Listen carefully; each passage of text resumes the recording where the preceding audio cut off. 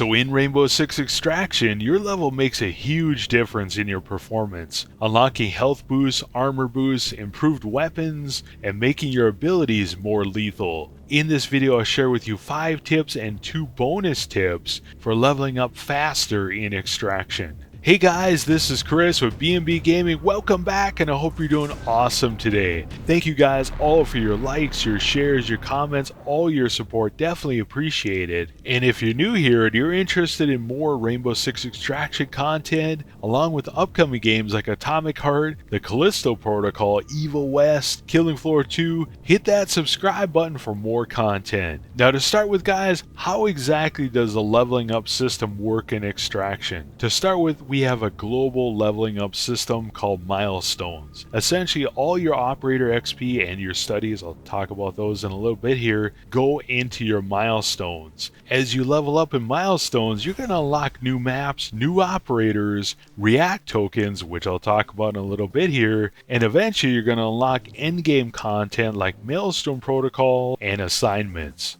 Along with milestones, you also have another way you level up called react gear. As you level up in your milestones, you're going to unlock react tokens. Now with these tokens, you're going to be able to unlock new react gear that you can equip on your operators. Now along with the react tokens, you're going to also unlock higher tiers of react gear as you progress through your milestone level. Now the total milestone levels are 32, but in my opinion 25 is pretty much as far as you need to go, because at 25 you'll unlock the final piece of react gear, the react laser, which allows you to remove sprawl, which becomes very important on higher difficulties. Now finally we have operator level, and this is individual to each operator. So each operator, for example Smoke, will progress from level 0 all the way to level 10, and of course beyond that, because they added a prestige mode which is purely cosmetic, so I'm not going to really talk about it here. Well anyways, as you level up your operator from level 0 all the way to level 10, you're going to unlock new weapons, a speed boost,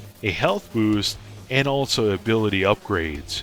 Now as far as leveling up as fast as possible in Extraction, the first tip, and probably the most important tip, are do studies. So as you load into each one of these maps, you're going to see a tab that says studies. If you click on it, it's going to give you different tasks you can do to earn XP bonuses. One important thing to know about the studies is most of them are cumulative, meaning you can get a couple, for example, explosive kills in one run and get a couple more on the next run, and then you'll get your XP bounty. So basically with studies, most of them do start out pretty simple. For example, get a certain amount of kills with your secondary weapon or get stealth kills, but eventually they do get considerably harder.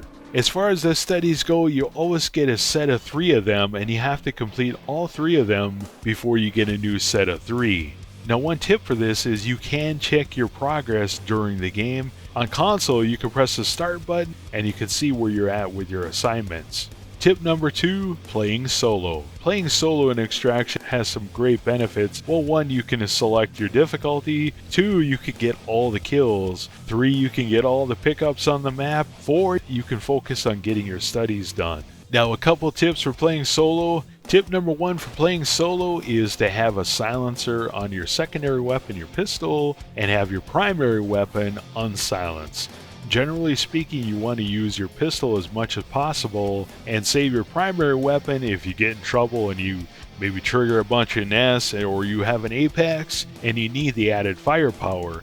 Silencers in Extraction cut your damage by 50%, but they do offer you a ton of opportunities to move through maps without getting detected and gain bonus XP for your stealth. Tip number 2, have a stun or smoke grenade for taking on larger Archeans. When you're playing solo, you can get in trouble pretty quick with these bigger guys. Personally, I like to have paralysis grenades or a stun grenade or even a smoke grenade to take some of the bigger Archeans out as quickly as possible. You get stealth XP, you get takedown XP, and it's a lot more efficient than trying to take them down with a firearm. Another very useful tip is don't waste your time looking for pickups. One of the great benefits of playing solo is you get all the pickups in the airlock. So when you move to the airlock, generally speaking, you're going to have a health boost, ammo box, ability boost, react tech. All the goodies are yours. This is going to save you a lot of time. Tip number 3, playing in a squad. If you do have a dedicated team you can communicate with, this is probably the fastest way to level up because you can play on higher difficulties, you can coordinate your team better. As far as playing with randoms, I found it to be a complete mixed bag. Sometimes you get with a good team, you can get lots of XP. Other times you get with a team and you have the random just running through the map, triggering all the nests, and it's not a good experience. Tip number 4, tactical XP. In Rainbow Six Extraction, you get bonus XP for weak point kills, so basically headshots, takedowns, stealth kills, explosions, and chain reactions, whatever those are. Well, anyways, tip for this again is have a silenced pistol and unsilenced primary. So the majority of your gameplay is going to be silenced with the pistol and also with takedowns. Along with this, again, you're going to want to carry a stun grenade, smoke grenade, paralysis grenade for taking down the big Archeans. Along with that, take down nests as you're going along. So instead of just shooting them, just take the time to perform a takedown on them and gain some extra XP there. Another option is using scan grenades, which I find very useful. This gives you bonus XP for scanning and killing the enemies, and if you're playing with a squad, you also get bonus XP for scanning the enemies. Tip number 5, complete all your objectives if possible. The first tip is to have a couple different operators for different situations.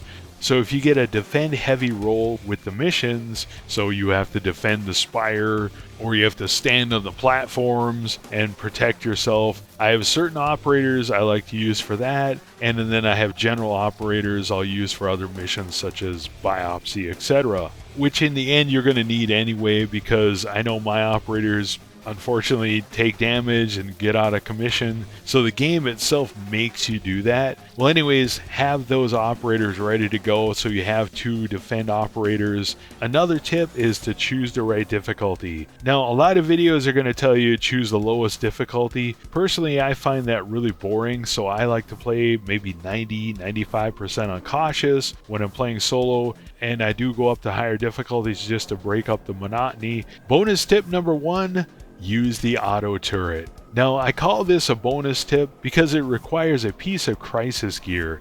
Now, the crisis gear is gear that came out with the different crisis events. You have to do like a certain challenge to unlock them, and later on I think you have to actually pay react credits or something to buy them. Now, I'm not advocating you spend money to buy these unless of course you want to. Personally, I think they're worth it. Well, anyways, back to that tip, auto turrets. First tip with the auto turret, you can only carry 1, but you can juggle them. So anytime you pick up a react crate that refills react gear, it's going to give you another turret. So basically, before you pick up one of those react crates, I like to do this in the airlock. Just place down your turret and pick up the react crate, and you got another turret. Now, with the auto turret, I like to deploy them in choke points. I also like to deploy them if I activate some nests and they come streaming at me. This is actually a really good way to farm XP, because if you do get a couple activated nests, you set down an auto turret and you just move to the different part of the map, they will keep attacking that auto turret until they destroy it. Bonus tip number 2, and this is the granddaddy of them all, is use the aura grenade. Now, the aura grenade again is a piece of crisis gear, so I'm not sure if it's going to be free or you got to pay for it. Again, I'm not advocating you buy it, but if you really want it, I do think it is worth the money. Well, anyways, with the aura grenade, what makes them so powerful is essentially they pull in all the Archeans in the area so you can funnel them exactly where you want them. Now, the real magic happens with the aura grenades is when you combine them with the auto turrets and your operator's abilities. Now, the nice thing about the aura grenade is you can also use it for other things. So if you need stealth kills, if you need weak point kills, if you need takedowns, it pulls in all the Archeans, and in general it alerts all the nests, so you get tons of kills. Now, where this tip goes into overdrive is combining it with your operator's abilities. So, for example, with smoke again, I like to throw down his gas. As they're coming in, the auto turret's doing some work, the gas is doing some work, and it's just amazing. So I found this very powerful with smoke, Capitao, also Gridlock. Echo's drone is OP as hell with this. It's just a nasty way to get XP, and when it blows up, you also get explosive kills.